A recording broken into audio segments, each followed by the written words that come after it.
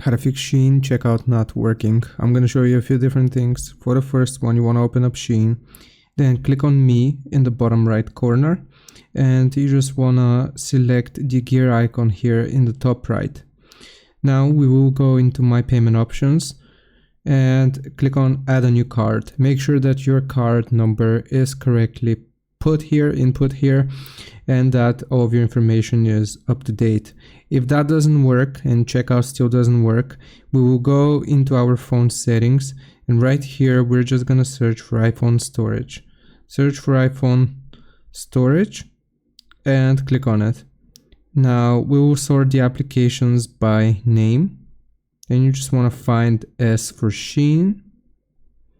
Okay, so I'm just gonna find Shein here from this list of applications. Click on Shein and you will offload the application.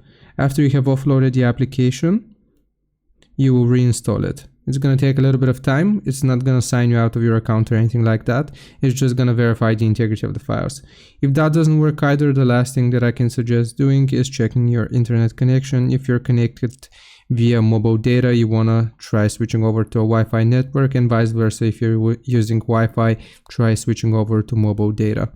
Hope this helps. Leave a like and sub, and I'll see you next time.